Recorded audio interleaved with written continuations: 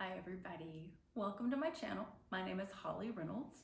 My blog and my forum is for quilters and sewists. It's called Happy Quilting People. I've recently gotten to take a trip, and so I just wanted to share with you what was in my reading materials for this trip. I started to say my carry-on, but they weren't all in my carry-on at the same time. Some of them had to go in the suitcase because the carry-on got a little heavy. Anyway, I wanted to start with this one. So this is a fiction book. It doesn't have anything to do with quilting. In fact, it's about the topic of cooking. So when I traveled, we flew to California. Got a video coming about my quilty adventures in California. But I happened to find this book, and I think, especially compared to where I live in West Texas, California has a large Asian population.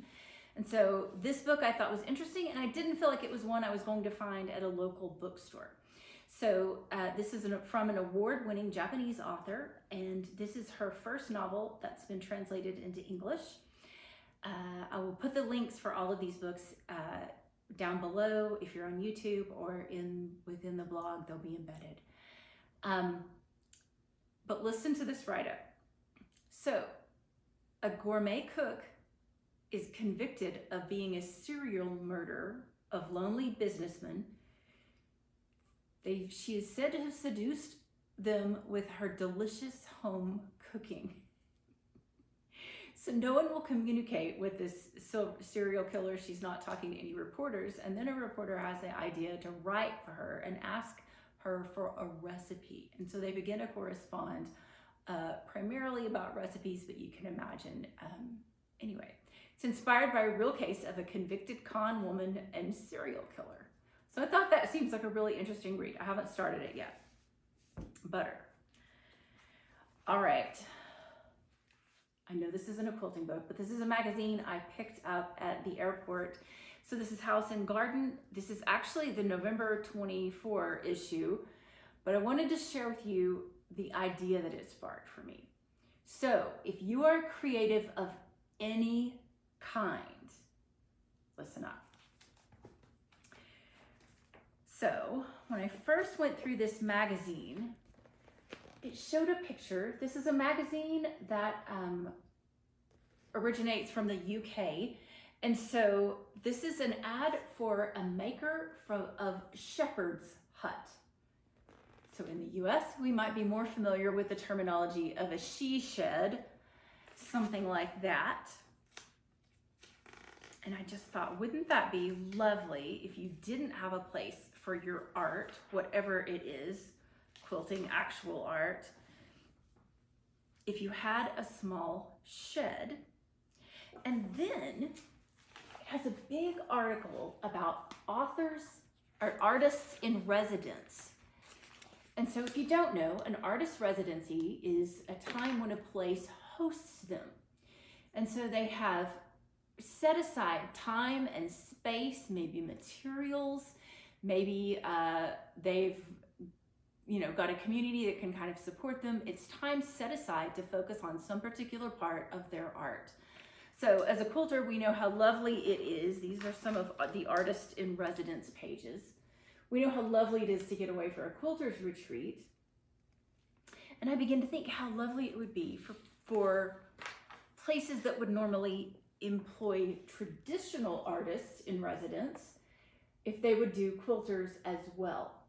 So if you consider yourself a quilting artist, what if you are applying to these artist in residence programs? It does not have to be a traditional painter, whatever, but donate that time to your craft.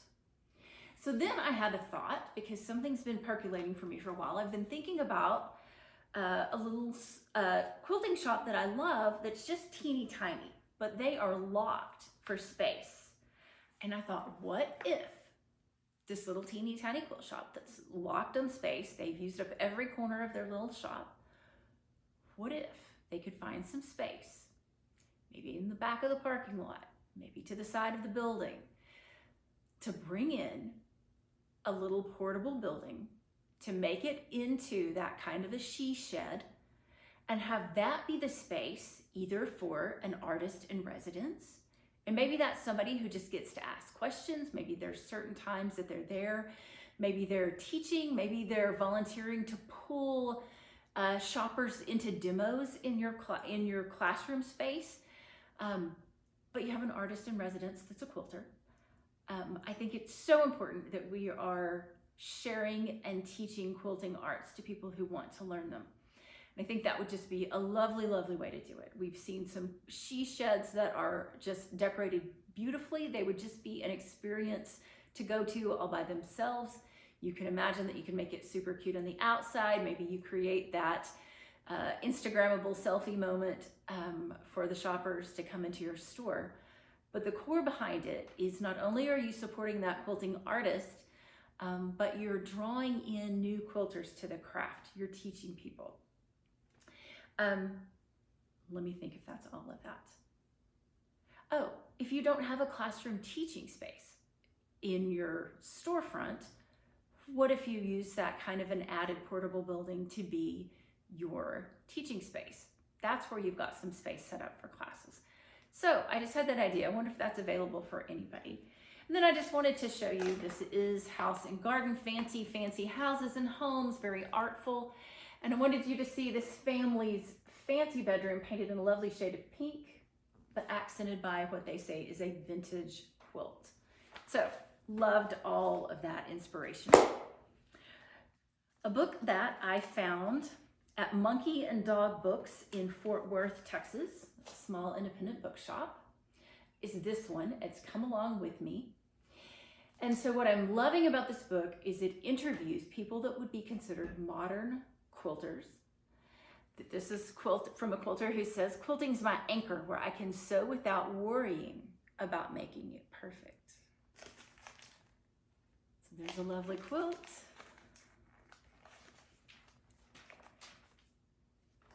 Quilting from tradition. And I think that's what we all do. We take the idea of the traditional quilt and then we make it our own for the modern world. And while there are traditional projects in this book, there are obviously very modern things in it. So there's something for everyone, but they've really gotten detailed about how they interview people in this book, and I loved that. Quilting with a Modern Slant by Rachel May. While we were in California, I picked this up from Back Porch Fabrics in Pacific Grove, and this is called Contemporary Patchwork. And it's a lovely color palette. So I just wanted to show you. This is some patchwork that looks like it's probably done with linens. I have not read this whole book yet, but I've just flipped through and admired the pretty pictures so far. But how darling is that little project that's included?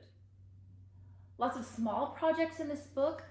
If you've done a little bit of patchwork and you think, yeah, that's something small and easy, I can do that, this would be a great book for you to explore a little bit more. It's from Stash Books.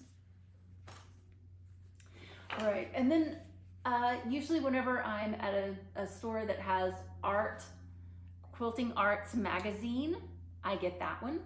This is an issue that's supposed to be on the shelf until March of 25, and it's got lots of clothing in there. So if sewing clothing, making it quilted, doing a quilted jacket, there's even some things with blue jeans and sweatshirts in here, several different artists. This one might be a great issue for you to pick up. All right, that's my book chat for today. You guys, happy quilting.